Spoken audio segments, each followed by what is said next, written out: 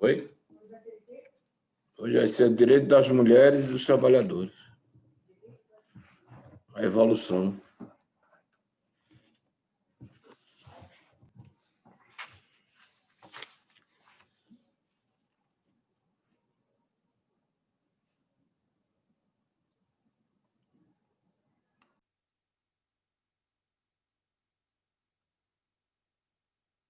Olá, meus amigos. Mais uma vez estamos aqui no nosso curso Direito e Sociedade, na terceira aula, e logo após, também a mesma aula estará à disposição no YouTube. Eu quero começar a aula de hoje fazendo homenagem ao professor Paulo Bonavides, professor emérito da Universidade Federal do Ceará, com quem tive a honra de assistir suas conferências, suas aulas, ele que nos deixa hoje, mas deixa a sua obra, o seu exemplo e o amor pelo direito à Constituição. Ele que é reconhecidamente um dos maiores constitucionalistas do mundo, reconhecido nos Estados Unidos, na Alemanha, na França, em quase todos os países do mundo, e sendo uma pessoa que era muito simples e sábio, até porque os sábios são simples. Em homenagem à memória do professor Paulo Bonavides. Na última aula, nós discutíamos e apresentávamos a crise do final do século XIX para o século XX. Essa crise é uma crise importante porque ela vai modificar o campo dos direitos. E fazendo aqui aquela ponte com o nosso sergipano Tobias Barreto, a luta pelos direitos, que faz parte da história da sociedade, é quem vai definir exatamente essas conquistas. Não é? Portanto, é fazer esse link entre a história da sociedade e a evolução dos direitos, principalmente dos direitos fundamentais, é significativamente importante. Nós tivemos, portanto, e falávamos na final da aula passada, a importância dos chamados movimentos sociais, movimentos que já se contrapunham àquela forma de exploração do homem, uma exploração capitalista nos seus primórdios, no início da era industrial, principalmente na Europa e, com certeza, nos Estados Unidos, já também com esses mesmos problemas.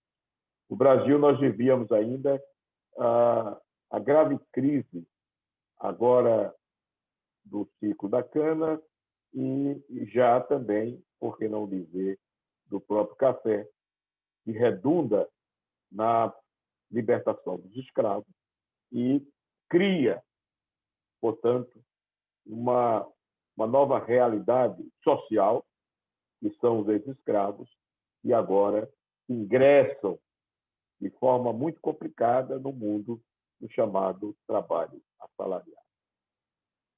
Pois muito bem. Hoje, a nossa aula será dedicada a... Só um momentinho.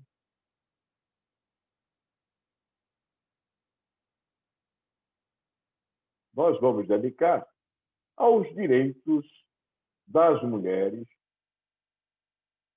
e dos trabalhadores. Por que direitos das mulheres e dos trabalhadores? Por que esse foco exatamente nessa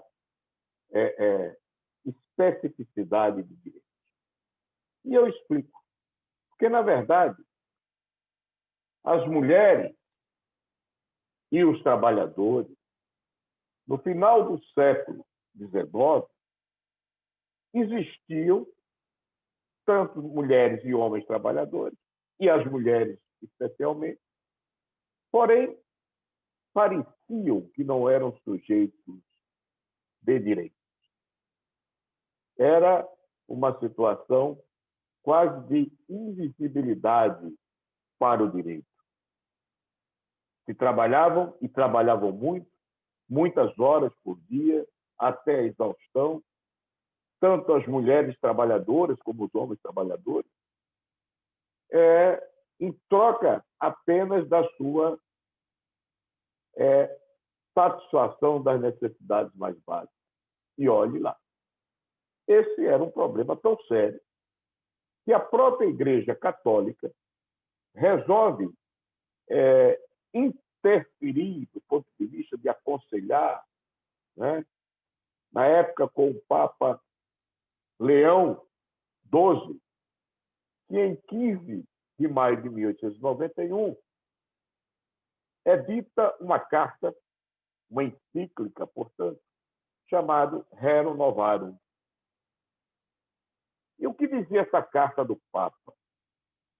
Que era para o mundo todo, para todo mundo cristão, todo mundo católico, apostólico, romano. Era uma confissão, um reconhecimento da situação em que mulheres e homens, os trabalhadores, viviam até então no século XIX. Exatamente no ano que o Brasil tem a República proclamada, 1891. Perdoe-me, não a proclamação da República, a primeira Constituição da República, fazendo uma correção. O que diz a encíclica? Ela diz, ao Papa quem fala, em todo caso, estamos persuadidos, e todos concordam nisso, de que é necessário, com medidas prontas e eficazes, vir em auxílio dos homens das classes inferiores, atendendo a que eles estão, pela maior parte, numa situação de infortúnio e de miséria imerecida. O século passado, e aí está se referindo ao século XVIII, né, destruiu, sem as substituir por coisa alguma as corporações antigas, que eram para eles uma proteção. Os princípios e o sentimento religioso desapareceram das leis e das instituições públicas. E assim, pouco a pouco, os trabalhadores, isolados e sem defesa, têm se visto com o decorrer do tempo entregues à mercê dos senhores desumanos e à cobiça de uma concorrência desenfreada. A usura voraz veio agravar ainda mais o mal. Meus amigos, se nós lêssemos a Rerum Novarum hoje, talvez ela ainda tivesse validade, não é verdade?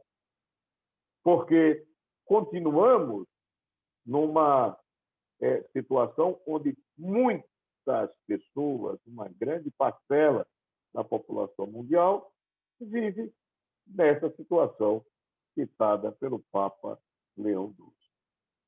Mas qual é a importância dessa encíclica? Porque ela parece instalar um sentimento, um despertar para a discussão, para o reconhecimento de uma realidade que somente o direito poderia resolver. Mas um direito que nascesse da luta e da compreensão de toda a sociedade. Não é somente os trabalhadores. O Papa fala para todas as pessoas, notadamente todos os cristãos católicos, mas isso serviria para qualquer pessoa de bom coração entender que aquela realidade era uma realidade perversa e que precisava ser enfrentada. E aí surge uma grande luta não dos trabalhadores homens, porque esses ainda estavam numa situação um pouco melhor do que as mulheres. As mulheres ganhavam muito menos que os homens, muito menos do que hoje, obviamente, e trabalhavam muito mais. E não era somente o trabalho insalubre, o trabalho duro, o trabalho sem a mínima condição para a condição da mulher, e principalmente os abusos. Notadamente que as trabalhadoras nas fábricas, na Inglaterra, nos Estados Unidos, como acontecia em outros locais, não somente nas fábricas, as mulheres que trabalhavam eram vítimas não somente do abuso, mas e do assédio moral, hoje muito já caracterizado, né? Mas também de estupro, ou seja, de uma violência física.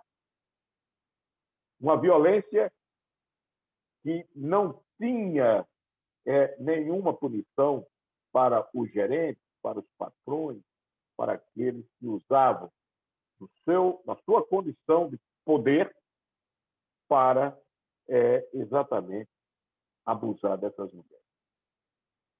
E essas mulheres começam a se movimentar, porque elas percebiam que os homens trabalhadores já tinham alguma condição melhor, no sentido que eles, além de ter, pelo fato de ser homens, questão de gênero, ter acesso a oportunidades que as mulheres não tinham, eles podiam escolher e podiam participar da vida política do país.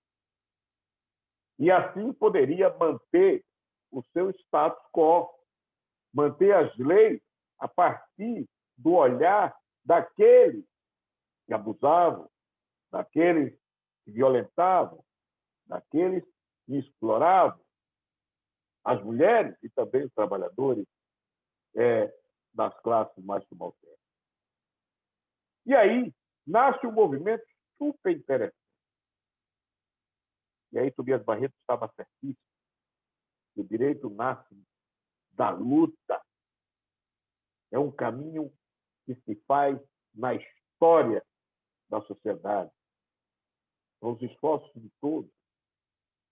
E aí nasce um movimento muito interessante, que é o movimento sufragista, que você já deve ter ouvido falar. E se não ouviu falar, eu vou explicar agora. Esse movimento sufragista foi um movimento, talvez um dos primeiros movimentos feministas ocorridos no mundo, onde as mulheres, que já tinham algumas, por conta de suas famílias, da sua condição econômica e social, já tinham acesso ao estudo até a universidade, mas, no entanto, eram consideradas, ainda que tivessem curso superior, cidadãs de segunda classe. Por quê? Porque elas não podiam votar, ou seja, não podiam sufragar o seu voto escolhendo o candidato que estivesse aliado com as suas bandeiras, e nem podia se candidatar. Então, o problema era muito mais sério. Ela não poderia votar e não poderia se candidatar. Isso era um verdadeiro empecilho à evolução dos direitos das mulheres, de um modo geral, das mulheres trabalhadoras, das mulheres que tinham alcançado o acesso ao estudo, ao ensino superior, mas que, no entanto, continuavam numa condição subalterna. Essa é a realidade mais dolorosa, digamos assim, que acontecia no final do século XIX para o início do século XX. essa luta das mulheres tem a ver também com um momento muito importante. O mundo começa a viver a chamada era das democracias, lembrando aqui Norberto Bobbio, né? Lembrando aqui Eric Hobsbawm, mas as mulheres naqueles países democráticos que viviam uma democracia não reconheciam e negavam às mulheres o direito do sufrágio. O domínio político, assim, permanecia nas mãos dos homens e excluía, com base num preconceito sexista, as mulheres, por entenderem que as mulheres eram incapazes de atuar no meio político. A primeira onda sufragista nasce na Europa, lá no século XVII ainda, na Inglaterra, né? E evolui como as democracias pelo século XVIII, mas só vai tomar corpo mesmo no final do século XIX. E nós temos uma visão de que foi preciso uma luta muito grande para essas mulheres conquistarem. Vocês imaginem a dificuldade, o acesso. Não existia os veículos de comunicação para que as mulheres pudessem chegar à sociedade e falar exatamente das suas ideias. Era muito difícil, não é? Mas sempre tem alguém que sai na frente. Historicamente, o primeiro país democrático a reconhecer o direito da mulher votar, portanto, o sufrágio feminino, foi a Nova Zelândia, em 1893. Ou seja, 2 anos após a encíclica do Papa Leão XII. Esse direito não foi fácil, porque também partiu de uma luta muito grande de algumas mulheres neozelandesas, né? Uma delas, só para citar, para não esquecer de citar, foi a Kate Shipard, que tem um papel fundamental na conquista das mulheres da Nova Zelândia, portanto, em garantir o direito de votar e de ser votado. Esse movimento foi radicalizado a partir daí, e o mundo todo começa a perceber que as mulheres existiam, que as mulheres não eram invisíveis, isso é importante. E no ano de 1897, uma militante inglesa chamada Millicent Fawcett funda a União Nacional pelo Sufrágio Feminino. Esse movimento era um movimento pequeno, mas que vai parte de um movimento quase intelectualizado. Mas esse movimento vai ser também encampado pelas mulheres trabalhadoras na Inglaterra. Isso é fundamental para uma mudança de postura na luta pelos direitos. Porque as cartas que elas escreviam, os artigos que escreviam, os abaixo-assinados, as manifestações intelectuais não surtiam efeito algum. Não tinha efeito. Então, foi preciso uma movimentação muito forte para que os homens começassem a perceber que as mulheres existiam e tinham direitos políticos.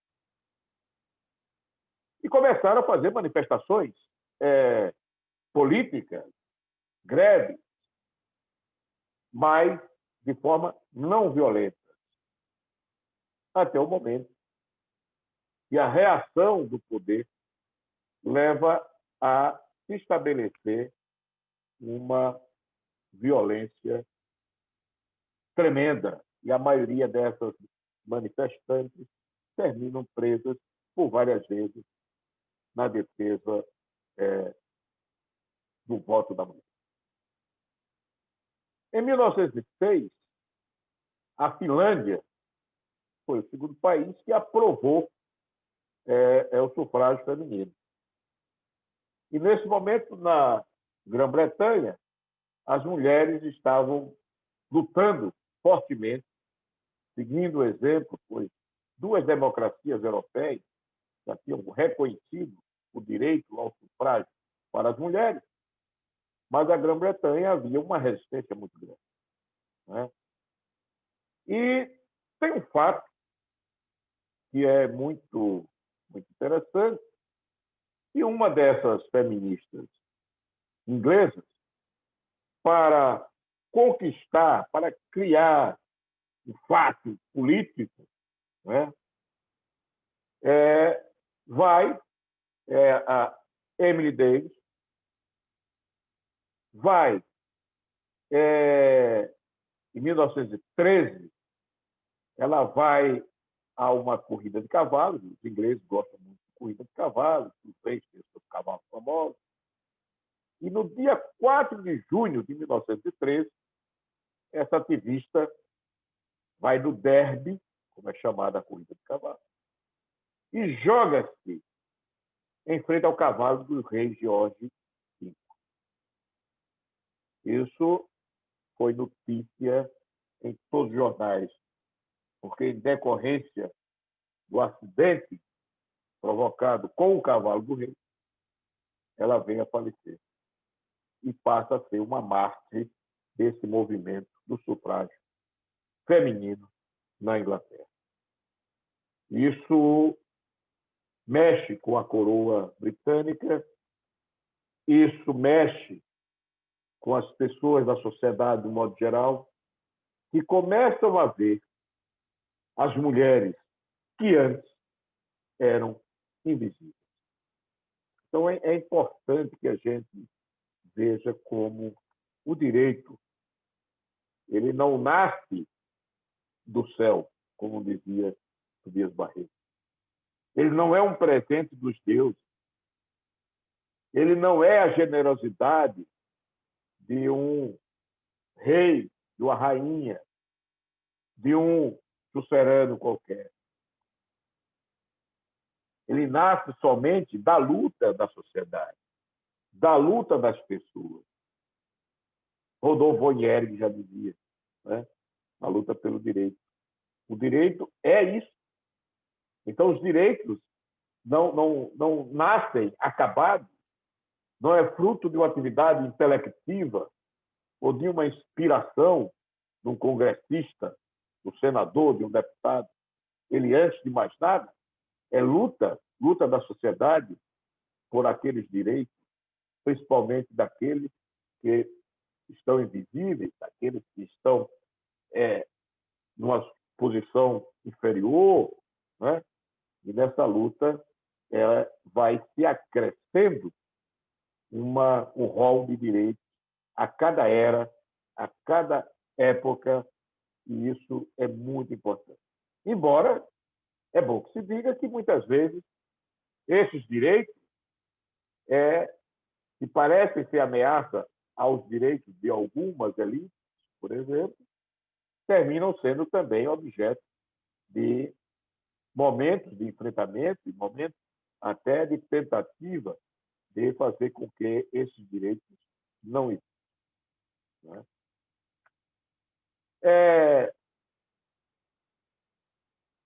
Voltando aqui à nossa apresentação, só para lembrar, nós temos aqui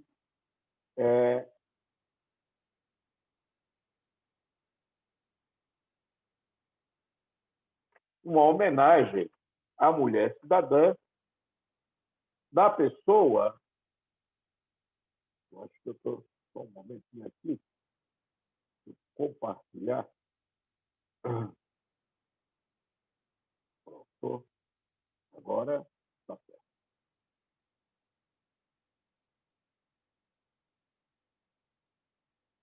compartilhar a imagem de uma dessas sufragistas britânicas, a Emmeline Pankhurst, que foi uma grande liderança desse movimento das mulheres, né? Bom, o primeiro país, eu já falei, a garantir esse direito foi a Nova Zelândia, né? Mas nós tivemos ainda, né, depois da Primeira Guerra Mundial, com o fim da Primeira Guerra Mundial, uma valorização das mulheres. E por uma razão óbvia. Morreram muitos homens entre 18 e 50 anos. Quem não morreu estava incapacitado. E quem era a força motriz da sociedade europeia no pós-Primeira Guerra Mundial? Quem estava nas fábricas, quem estava produzindo a riqueza, eram as mulheres. E, portanto, as mulheres passaram a ter reconhecidamente um papel não mais parcial, mas um papel fundamental na economia daqueles países. Por isso que, em 1920, né, os Estados Unidos também vai garantir o voto às mulheres. Mas só que é o voto às mulheres brancas, não às mulheres negras. E eu chego já a falar um pouco mais sobre isso, né? No Brasil, o movimento sufragista também chegou, né? Chegou e, em 1932, portanto, no pós-Primeira Guerra Mundial, antes da Segunda Guerra, portanto, as mulheres tiveram, por Getúlio Vargas, o direito de votar e de ser votada, né?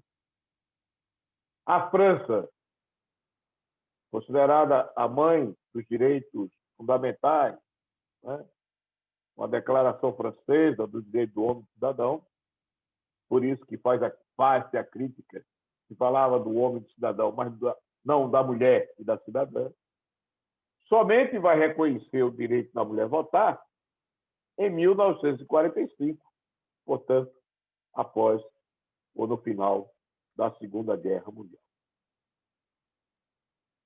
E aí eu volto para a questão do sufrágio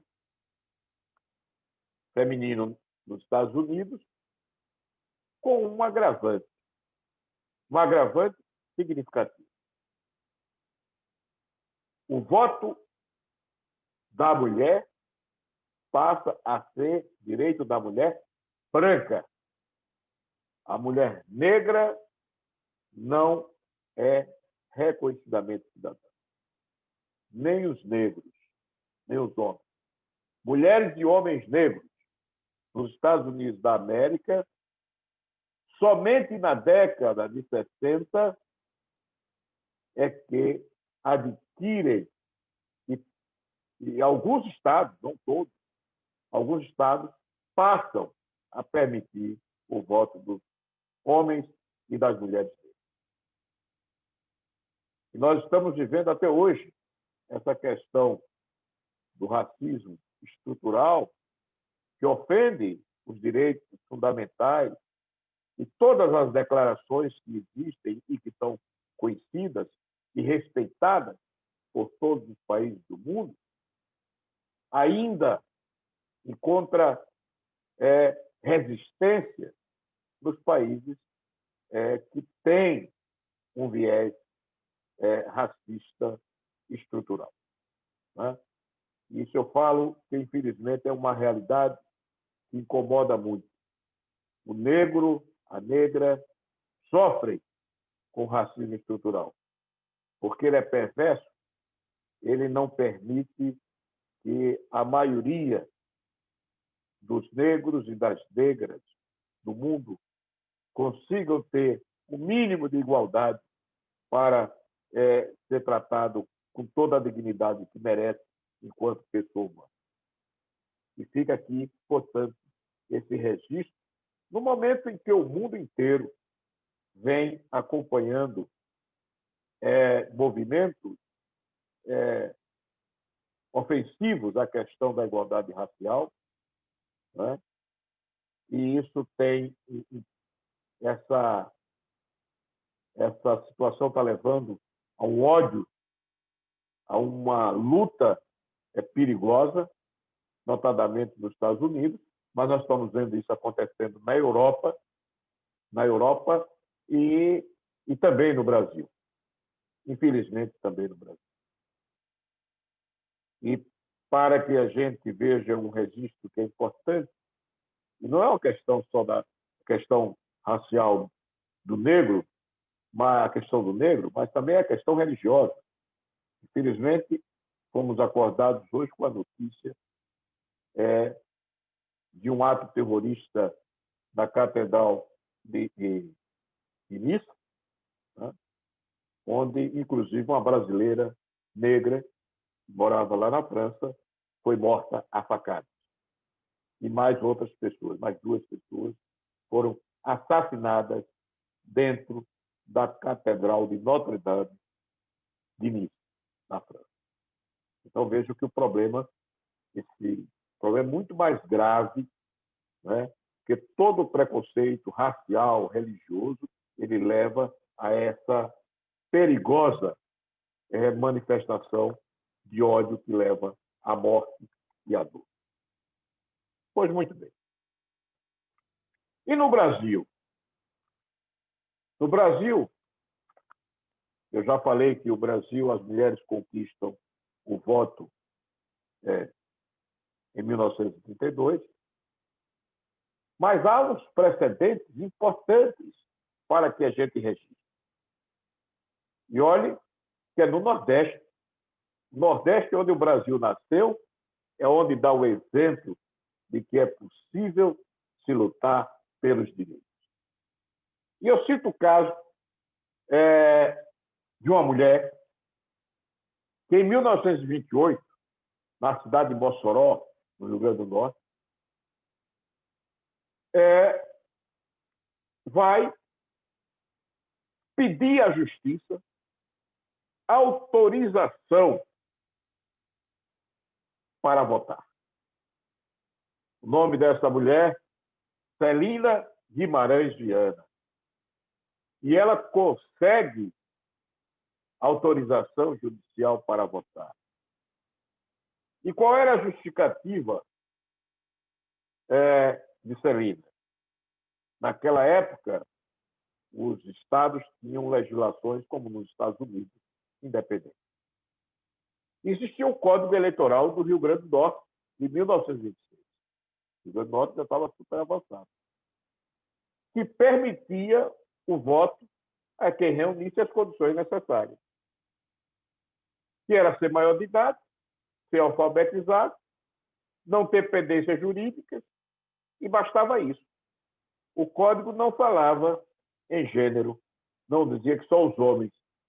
Então, ela descobriu essa brecha da legislação do Rio Grande do Norte, vai ao juiz de Mossoró, esse juiz de Mossoró reconheceu a validade da lei eleitoral do Rio Grande do Norte e não teve dúvida. Foi lá e determinou a validade de Dona Celina poder votar. E o governador do Rio Grande do Norte, Juvenal Lamartine, não recorreu, concordou com o direito. Então, era um avanço. Né? Em 1928, 4 anos antes de Getúlio Vargas, portanto, dizer que a mulher pode agora votar. Mas não teve somente esse caso. Também no Rio Grande do Norte, Em 1929, na cidade de Laje, Alzira Soriano candidatou-se ao cargo de prefeita do município, com apoio do governador Juvenal Lamartine, que tinha apoiado a decisão judicial de permitir que aquela eleitora lá de Mossoró pudesse votar. E Dona Alzira venceu as eleições de Laje e tornou-se a primeira mulher eleita para o cargo político no Brasil, para o cargo de prefeito, em 1929. Tem outro fato interessante,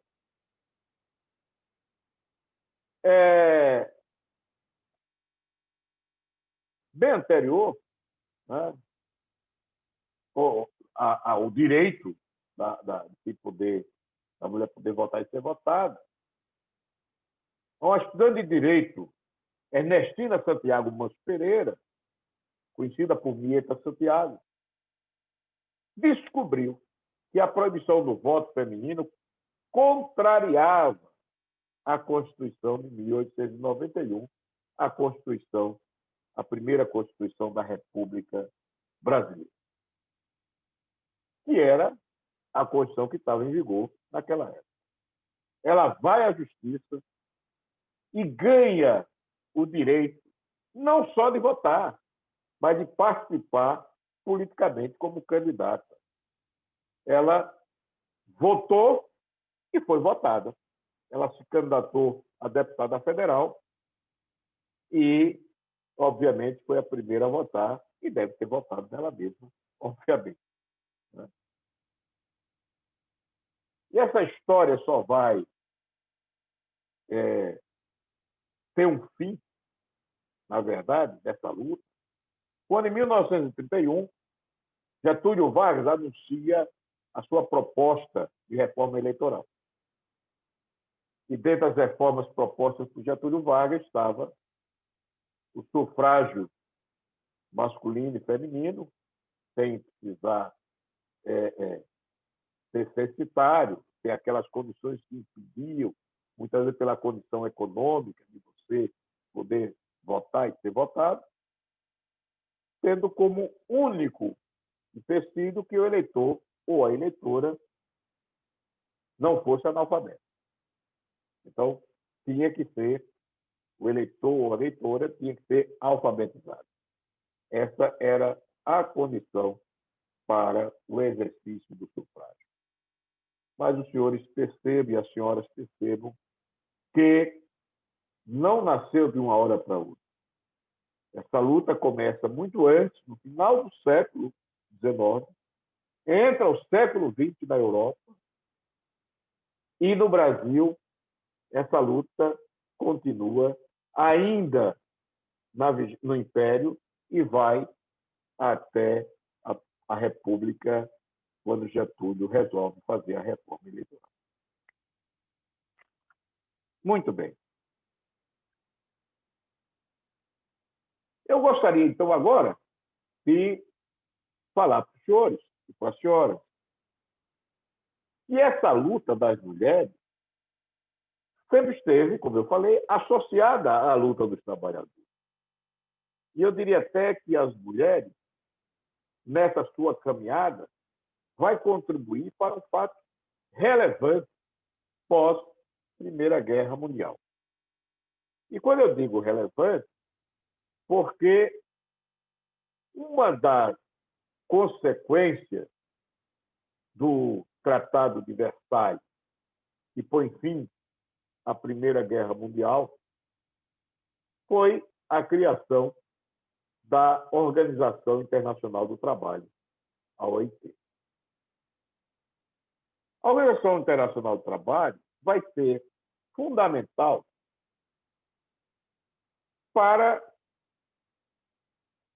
no plano do direito internacional, organizar e dar garantias aos trabalhadores. Nós temos aqui a primeira ideia de internacionalização dos direitos fundamentais, do direito do trabalho. Né? Na primeira Conferência Internacional do Trabalho, em 1919, a organização adota 6 convenções. A primeira delas respondia a uma das principais reivindicações do movimento sindical e operário do século XIX e começo do século XX.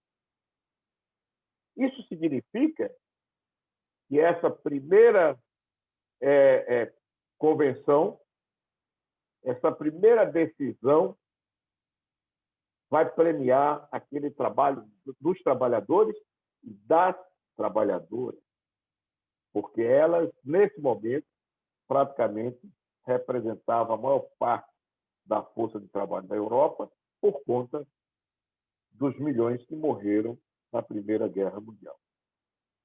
Dos que morreram e dos que ficaram incapacitados para o trabalho. E qual vai ser esse direito? Eu falei aqui já nessa aula que o trabalho era sub-humano. Trabalhadores, homens e mulheres, trabalhavam à exaustão. Não tinha direito a descanso. Era como se fosse um animal arando. Talvez o animal tivesse melhor tratamento do que os próprios trabalhadores e trabalhadoras naquela época. E aí foi uma conquista fundamental que até hoje existe, que foi a limitação da jornada de trabalho a 8 horas diárias e a 48 horas semanais. Isso é uma conquista diante da selvageria, do sofrimento, da exploração odiosa que existia. Essa é uma conquista fundamental, fruto, portanto, dessas lutas onde as mulheres tiveram um papel fundamental. As outras convenções adotadas nessa ocasião referem-se, novamente, o papel da mulher, agora ligada à sua atividade operária, sua atividade laboral, que era a proteção à maternidade. E um assunto que sempre foi uma sombra na vida de qualquer trabalhador, em qualquer momento, em qualquer lugar do mundo, que é o desemprego.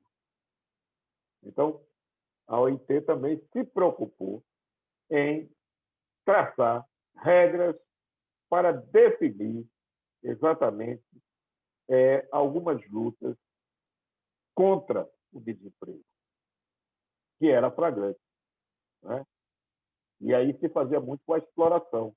Eu vou desempregar porque eu vou pagar muito e vou conseguir alguém para pagar menos, e assim por diante. E a exploração continuava velada de outra forma. Uma outra definição importantíssima, porque as mulheres, como os homens, trabalhavam desde cedo. Na Inglaterra, nas lavanderias, nas tecelagens, crianças de 8 anos, 7 anos, já estavam trabalhando ao lado dos adultos, né? E sendo vítimas dos mesmos castigos, das mesmas formas abusivas na relação entre o chefe e o trabalhador, entre o patrão e o empregado. Definiu-se, naquela ocasião, a idade mínima de 14 anos para o trabalho na indústria. Obviamente que hoje já até modificou, no caso do Brasil, que tem uma legislação já mais atualizada. E também a proibição do trabalho noturno de mulheres e menores de 18 anos.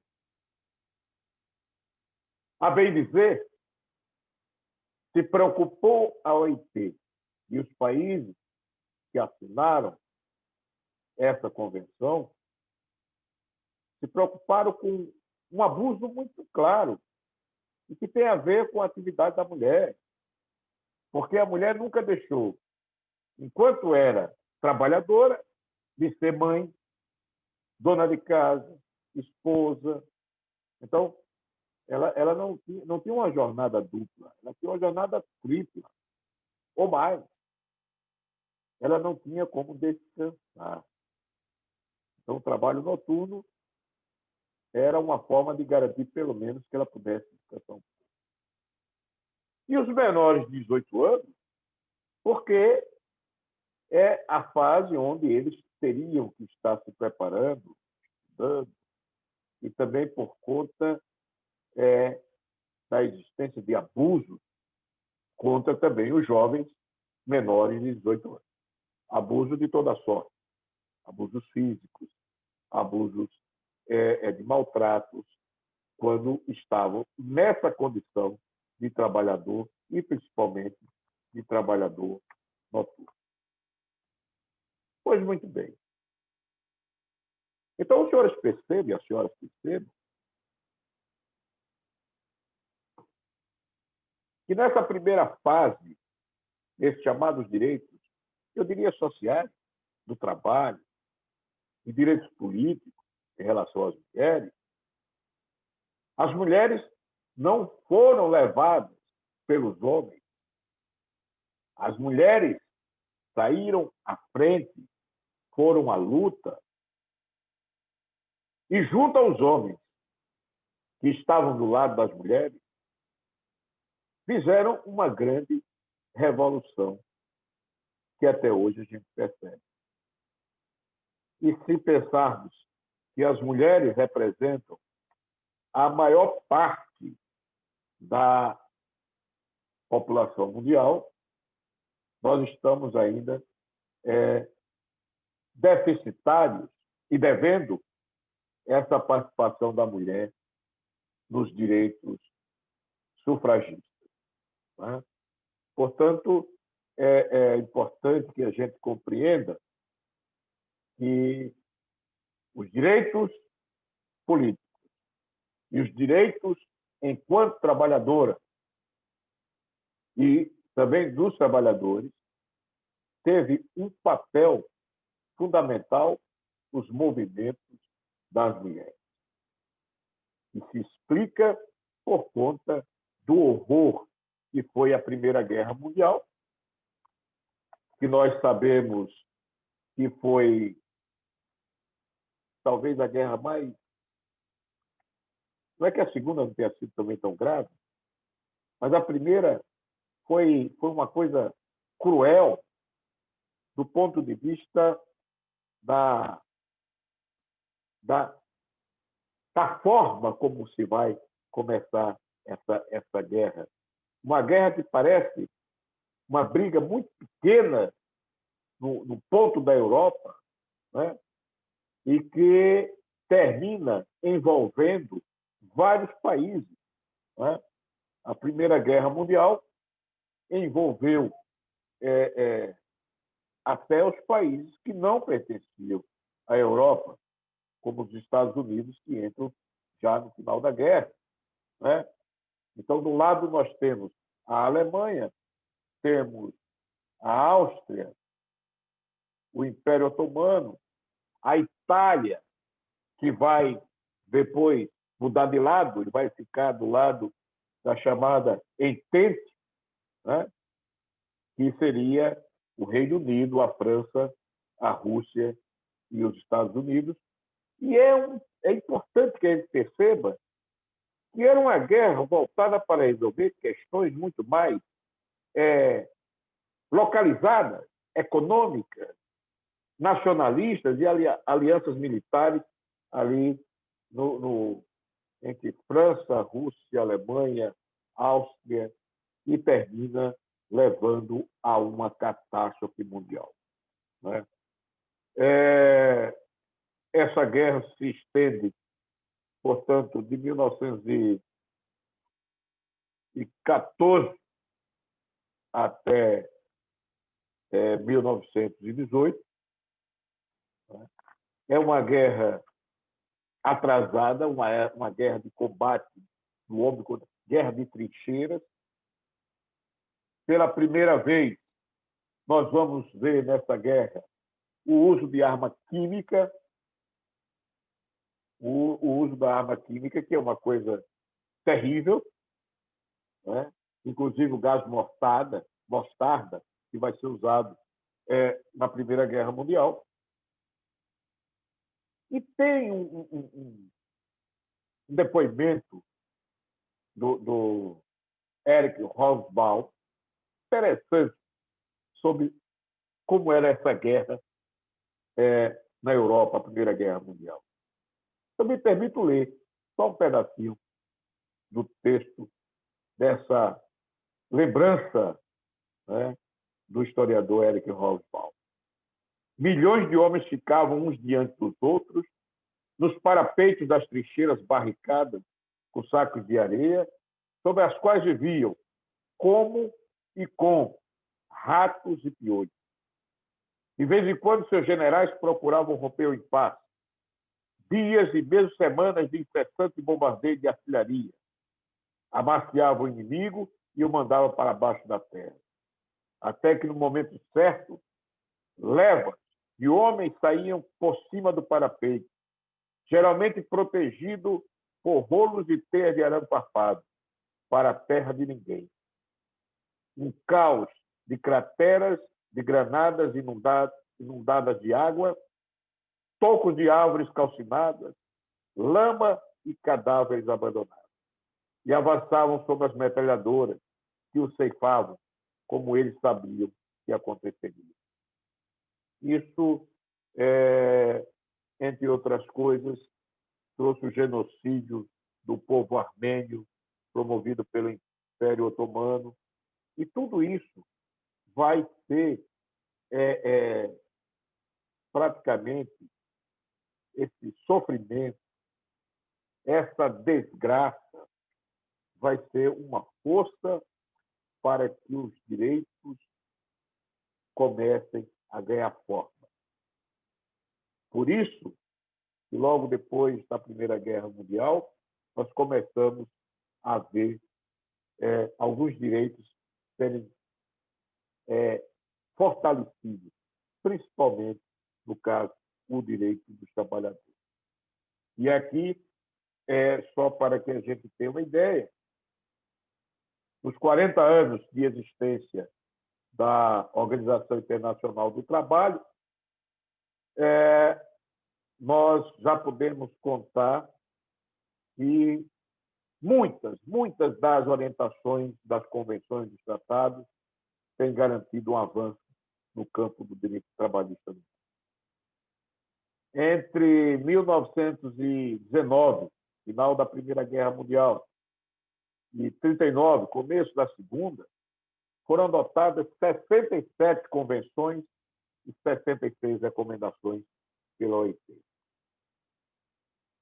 E uma coisa também que é importante, já caminhando para terminar a aula de hoje, e agradecendo a atenção dos senhores e das senhoras, dizer que aqui começa a história da internacionalização dos direitos humanos.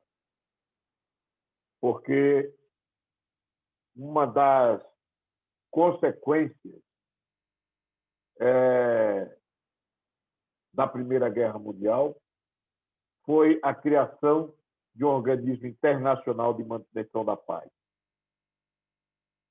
Essa proposta da primeira fonte da Liga das Nações foi feita na Conferência de Paz em Paris, em 1919, logo depois da Primeira Guerra Mundial.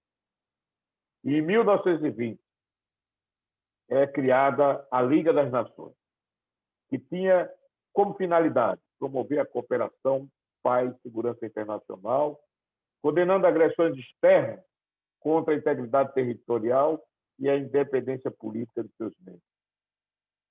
E é importante também dizer que as Ligas das Nações, apesar das suas destacadas e certas previsões genéricas, né, a respeito do direito internacional dos direitos humanos, como um sistema de mandatos, o padrão internacional do trabalho e o sistema de minorias passa a ser uma conquista. Por isso, eu desejo a todos uma boa noite, agradeço a atenção, estaremos no YouTube à disposição, não é, para que assistam essa aula, e na próxima sexta-feira teremos a 4ª aula do curso Direito e Sociedade. Muito obrigado.